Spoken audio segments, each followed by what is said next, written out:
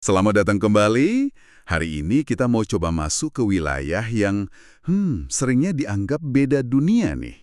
Dunia kreativitas yang penuh imajinasi sama dunia laporan keuangan yang ya gitu deh, serba pasti. Nah, sumber yang kita pegang hari ini, khususnya bab 8 dari buku Entrepreneurial Marketing, itu ngebawa kita ke persimpangan yang menarik banget. Judul babnya aja udah bikin penasaran. Kreativitas dan neraca keuangan. Mengamankan pendanaan untuk kemampuan imajinatif. Betul sekali.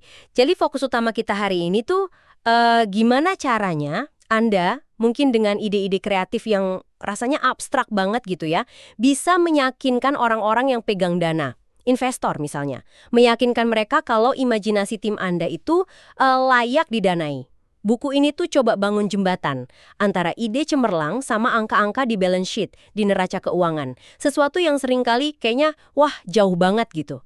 Dan ini krusial banget ya kan? Soalnya seringkali kita mikir kreativitas itu ya urusan inspirasi, aha moment gitu. Susah diukur pakai kalkulator. Mungkin Anda juga bertanya-tanya, gimana sih caranya ide liar atau visi unik tim kreatif itu bisa dihitung, bisa masuk pertimbangan finansial. Tapi bab ini ngasih kacamata beda, ngajak kita ngelihat kreativitas justru dari sudut pandang nilai ekonomisnya. Mari kita coba bedah deh, gimana caranya. Oke, kita mulai dari pertanyaan paling dasar dulu kali ya. Kenapa sih investor mesti peduli sama kreativitas perusahaan Anda? Bukannya mereka biasanya lebih fokus ke data historis, angka penjualan masa lalu, aset fisik yang jelas ada di laporan keuangan? Nah, itu dia. Itu persepsi yang umum banget. Tapi sumber ini menekankan investor yang cerdas itu ngelihatnya lebih jauh dari sekedar catatan masa lalu. Tentu mereka pasti lihat neraca keuangan, catatan aset, utang perusahaan di satu waktu, sama laporan laba rugi yang nunjukin kinerja masa lalu. Tapi itu kan cuma sebagian cerita ya kan? Yang jauh lebih penting buat mereka seperti dijelasin di sini itu potensi masa depan. Aset tak berwujud apa sih yang dipunya perusahaan sekarang? Rencana manajemen ke depan gimana, dan paling penting prospek bisnisnya gimana. Nah, disinilah kreativitas jadi aset strategis. Aset tak berwujud, maksudnya sesuatu yang berharga tapi nggak ada bentuk fisiknya, kayak gedung atau mesin gitu ya, kayak reputasi merek atau ya itu tadi, kemampuan buat inovasi. Apa? Kemampuan buat terus ngehasilin ide baru, solusi unik, produk inovatif. Nah, itulah intinya kreativitas dalam konteks bisnis. Dan kemampuan inilah yang jadi motor pertumbuhan di masa depan. Investor itu kan taruhannya di masa depan, bukan masa lalu. Jadi, perusahaan yang punya mesin kreativitas, yang kuat, yang bisa ubah ide jadi untung beneran, atau paling nggak punya potensi besar ke sana, ya jelas menarik banget buat mereka. Oke, masuk akal sih. Tapi kalau kreativitas ini tak berwujud dan nggak tertulis jelas gitu di neraca, gimana caranya pasar atau investor bisa ngelihat nilainya? Ada indikatornya nggak sih? Yaitu dengan bandingin nilai pasar atau market value perusahaan sama nilai bukunya, book value. Gampangnya gini, nilai buku itu lebih nunjukin nilai aset perusahaan yang kecatat di pembukuan atau neraca aset. Fisik, kas, gitu-gitulah. Sementara nilai pasar itu harga perusahaan di mata pasar atau investor. Seringnya kelihatan dari harga saham dikali jumlah saham yang beredar. Oh, jadi kayak persepsi pasar gitu ya, tentang nilai total perusahaan. Bisa dibilang gitu. Nah, kalau nilai pasar perusahaan Anda ini naiknya jauh banget di atas nilai bukunya, itu seringkali jadi sinyal kuat. Pasar ngelihat ada sesuatu yang lebih berharga di perusahaan Anda dibanding cuma aset fisiknya doang. Sesuatu itu bisa jadi merek yang kuat, teknologi paten, manajemen yang hebat, dan tentu aja, yaitu tadi, potensi inovasi yang didorong kreativitas. Pasar ngehargain aset tak berwujud ini. Jadi selisih gede antara nilai pasar sama nilai buku itu bisa jadi semacam premi ya, yang dikasih pasar buat potensi masa depan, termasuk potensi kreatif itu. Tepat sekali. Dan ini relevan banget buat investor. Kenapa? Karena kenaikan nilai pasar inilah yang buka peluang buat mereka dapetin capital gain. Artinya, keuntungan modal kalau mereka suatu saat jual sahamnya di harga yang lebih tinggi dari harga beli. Jadi, meskipun kreativitas itu sendiri abstrak ya kan, dampaknya bisa konkret banget secara finansial dan dihargai pasar. Kemampuan imajinatif tim Anda itu punya potensi jadi keuntungan real buat para pemegang saham. Wah, ini benar-benar ngubah cara pandang tentang kreativitas dalam bisnis sih. Bukan cuman nice to have gitu ya, tapi bisa jadi pendorong nilai finansial yang signifikan. Nah, ini nih ngebawa kita ke bagian yang menurut saya paling menantang sekaligus menarik. Gimana caranya kita bisa coba ngasih angka ke sesuatu yang sering dianggap nggak terukur, kayak kreativitas. Bab 8 ini ternyata berani banget nawarin beberapa metrik kuantitatif. Coba kita pahami satu-satu ya. Mulai dari efektivitas kreativitas dulu. Gimana sumber ini ngukurnya? Oke, jadi sumber ini ngedefinisiin efektivitas kreativitas pakai rasio. Intinya, bandingin jumlah ide kreatif yang dianggap layak secara teknis, artinya bisa diwujudin atau dijalanin, sama total ide kreatif yang berhasil dimunculin tim. Misalnya nih, tim Anda ngasilin 100 ide, itu total ide kita sebut I. Terus setelah disaring, ada 20 ide yang dianggap cukup matang dan mungkin buat dieksekusi. Itu ide layak teknis, C. Oh, jadi semacam tingkat keberhasilan ide gitu ya. Kayak tadi, 20 dari 100, berarti efektivitasnya 20%. Secara dasar iya. Tapi ada satu elemen krusial lagi yang ditambahin sumber ini. Waktu. Mereka masukin faktor pengalih waktu, sebut aja T1. Nilainya 1 kalau ide layak itu disampaikan atau dirumusin pas banget waktunya sesuai target. Kalau agak molor dikit tapi masih oke lah, masih ditoleransi, nilainya antara 0 dan 1. Tapi kalau telat banget atau nggak sama sekali, nilainya 0. Jadi rumus lengkapnya jadi ide layak total, ide layak dikali faktor waktu T1. Oke. Jadi bukan cuma soal berapa banyak ide bagus yang dihasilin, tapi juga idenya muncul pas dibutuhin apa enggak, telat apa enggak. Kayak rapor ide gitu ya. Ngukur kualitas hasil sama ketepatan waktunya GI-nya. Masuk akal banget sih dalam konteks bisnis yang serba cepat ini. Terus kalau efisiensi, ini lebih ke arah penggunaan sumber daya ya. Tepat sekali. Kalau efektivitas tadi fokusnya ke output ide, nah efisiensi kreativitas ini ngelihat hubungan antara output ide sama input sumber daya. Rasionya itu jumlah ide kreatif yang layak teknis, si C tadi, dibagi sama sumber daya atau modal, R, dari resources yang diinvestasiin buat ngasilin ide-ide itu. Misalnya berapa banyak ide layak yang dihasilin per sekian juta rupiah budget riset atau per sekian jam kerja tim kreatif. Jadi ini ngukur kehematan proses kreatifnya gitu ya? Seberapa banyak hasil yang didapat dari modal yang ditanam? Betul, dan lagi-lagi ada faktor waktu juga yang main di sini, sebut aja T2. Kali ini, T2 ini ngukur ketepatan waktu dalam ngerealisasiin ide itu sampai siap buat tahap selanjutnya. Misalnya komersialisasi atau implementasi. Jadi rumus efisiensi yang udah disesuaiin waktu, jadi ide layak, sumber daya, dikali faktor waktu T2. Ini ngelihat seberapa efektif modal Anda dipakai buat ngasilan ide yang siap dipasarin atau diimplementasiin, plus nekenin di kecepatan realisasinya. Menarik banget nih. Jadi kita punya ukuran buat kualitas hasil ide, dan ketepatan waktunya itu efektivitas. Dan ukuran seberapa hemat modal kita dipakai buat ngasilin ide itu terus ngerealisasinya, itu efisiensi. Terus kalau produktivitas kreativitas gimana? Ini gabungan keduanya gitu. Bener. Anda nangkepnya cepat. Produktivitas kreativitas itu pada dasarnya coba lihat gambaran yang lebih utuh. Dengan bandingin efisiensi sama efektivitas, ya tentu dengan penyesuaian faktor waktu tadi T1 dan T2. Sumber ini nyederhanain jadi rumus konseptual gini. Total ide yang dihasilkan, sumber daya yang dipakai, dikali faktor waktu realisasi T2, faktor waktu penyajian ide T1.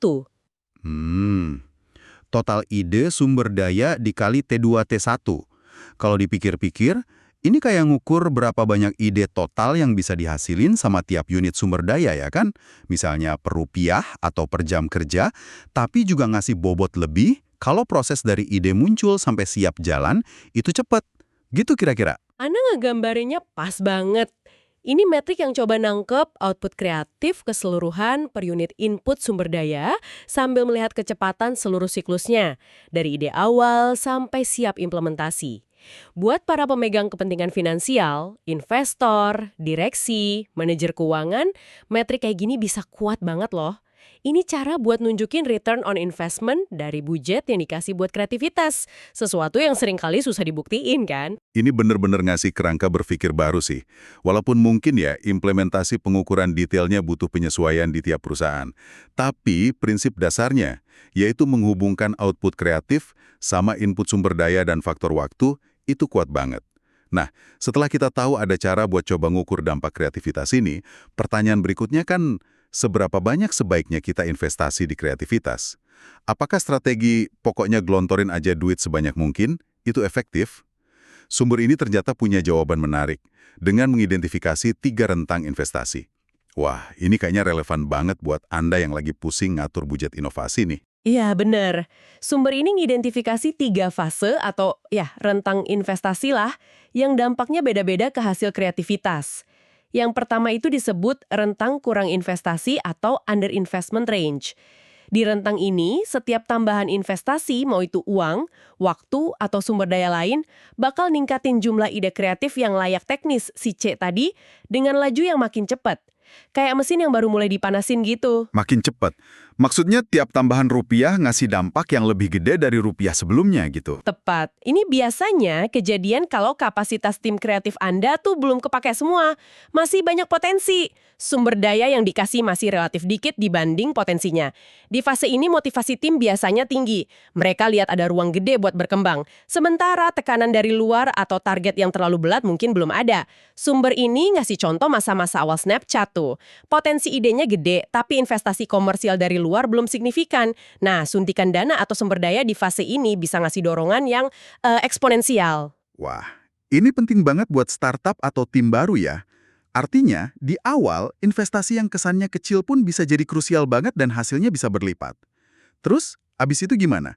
Masuk ke rentang kedua. Betul.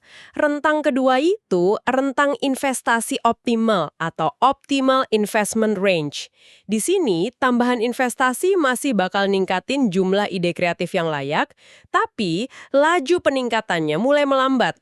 Udah nggak secepat di rentang pertama tadi. Ini nandain kalau kapasitas tim kreatif udah mulai kepake maksimal. Atau ya deket-deket titik puncaknya lah. Jadi, ibaratnya mesin udah panas nih. Udah kerja di putaran terbaiknya.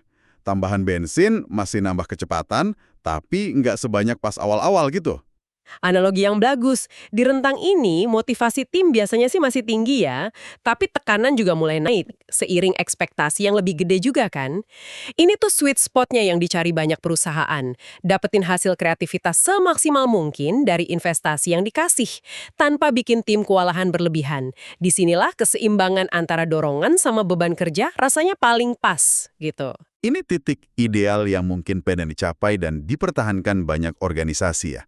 Tapi apa yang terjadi kalau kita terus nge-push, terus nambah investasi lewatin titik optimal ini?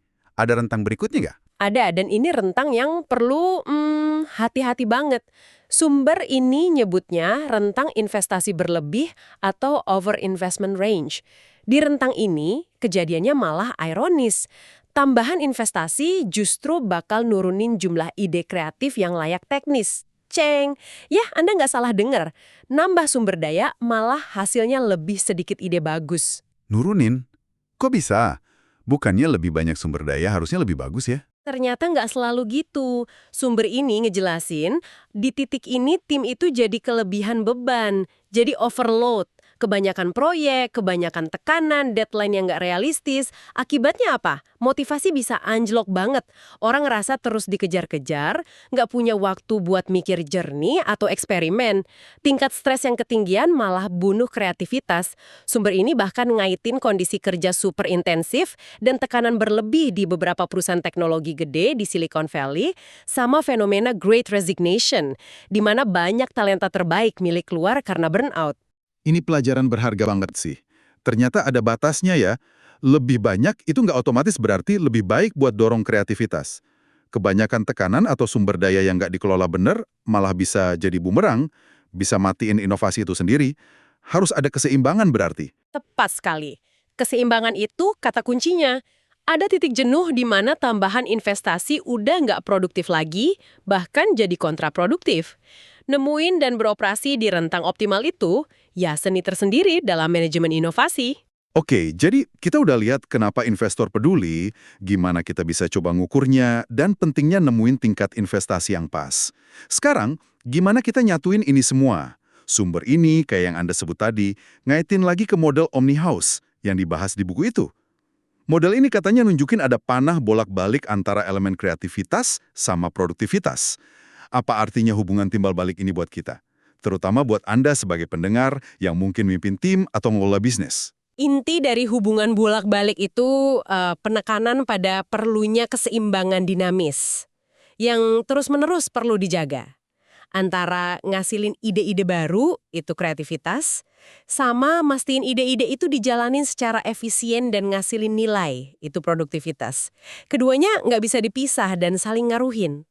Bisa dikasih contoh nggak? Gimana keseimbangan ini main di jenis perusahaan yang beda? Tentu. Misalnya, usaha kecil menengah ya, UKM atau startup, mereka mungkin awalnya kuat banget di sisi kreativitas. Punya banyak ide seger, semangat tinggi, struktur organisasinya lincah. Tapi seringnya kan sumber daya mereka terbatas tuh. Nah, buat mereka, tantangannya adalah mulai serius mikirin sisi produktivitas. Gimana modal yang terbatas itu bisa dipakai seefektif dan seefisien mungkin buat ngewujudin ide-ide terbaik. Metrik efisiensi sama produktivitas yang kita bahas tadi bisa bantu banget di sini. Biar ide brilian nggak cuma ngawang-ngawang aja. Oke, jadi UKM perlu nyimbangin ide liarnya sama eksekusi yang efisien. Kalau perusahaan gede gimana? Yang mungkin udah mapan gitu. Nah, kebalikannya bisa kejadian di perusahaan gede. Mereka mungkin udah jago banget soal produktivitas.